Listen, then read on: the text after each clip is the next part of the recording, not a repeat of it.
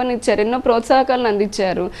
రైతులకు కూడా సంబంధించి కేవలము ఎరువులు సబ్సిడీలను ఇవ్వడమే కాకుండా రీసెంట్గా చూడండి డ్రోన్ దీదీ అని చెప్పని, అంటే గ్రామాల్లో ఉండే మహిళలకు కూడా డ్రోన్లను ఇచ్చి వారికి కూడా ట్రైనింగ్ ఇచ్చి వ్యవసాయానికి సంబంధించినటువంటి ఉపాధిని కల్పిస్తూ ఉన్నారు.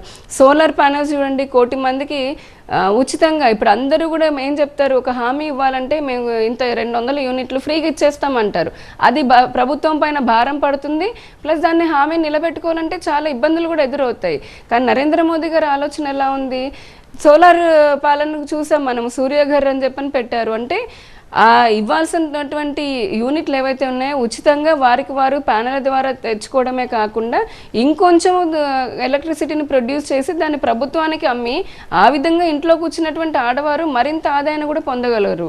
అలాగా యూపీఐ డిజిటల్ రెవల్యూషన్ చూడండి.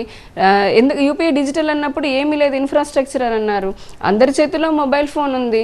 సో ఉన్నటువంటి ఇన్ఫ్రాస్ట్రక్చర్ని ఉపయోగించుకుంటూ ఈ రోజున మారుమూల గ్రామాల్లో ఉన్నటువంటి వారు కూడా చిరు వ్యాపారం కూడా చేసుకున్నటువంటి వ్యవస్థకు తీసుకొని వచ్చారు.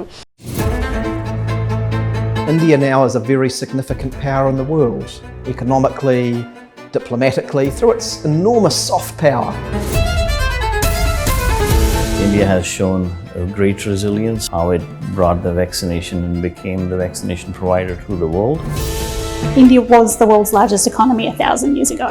It should happen again.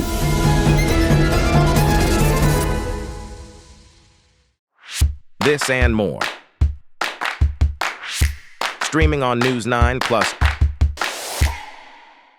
అలాగే రోడ్ ఇన్ఫ్రాస్ట్రక్చర్ వేస్తున్నారు. రోడ్ ఇన్ఫ్రాస్ట్రక్చర్ నేషనల్ హైవేస్ ద్వారా ఏం జరుగుతుంది, అక్కడ ఉన్నటువంటి లోకల్ ఎంప్లాయ్మెంట్ పెరుగుతుంది. రైల్వే ఇన్ఫ్రాస్ట్రక్చర్ పెంచారు.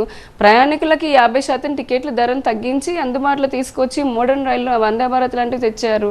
అలాగే ఇంకో పక్క కార్గోని పెంచారు, ఫ్రైట్ తీసుకొచ్చారు. చాలా రైళ్ళ నెట్వర్క్లో ఇప్పుడు జరుగుతుంది, ఎంతోమందికి ఉపాధి దొరుకుతుంది.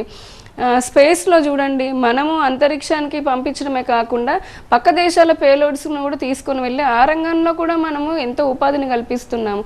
ఇలా చెప్పుకుంటూ పోతే ఒక ఆలోచన ఉండడమే కాకుండా శాశ్వతమైనటువంటి దానికి రూపకల్పన చేస్తూ వచ్చారు.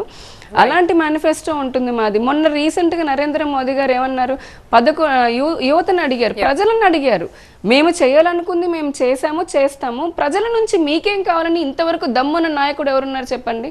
మన స్వతంత్ర భారతదేశంలో ఇలా ప్రజల నుంచి మీకు ఏమి కావాలని చెప్పని అడిగి తీసుకున్నటువంటి పార్టీ ఏదైనా ఉందా? మాకెందుకు ఆ ధైర్యం ఉందంటే 100% ఇచ్చిన హామీని నెరవేర్చాం కాబట్టి ఆ ధైర్యంతో ప్రజలకు వెళ్ళాము. 11 lakhs యూనిక్ రిక్వెస్ట్లు వచ్చాయి. రాష్ట్రానికి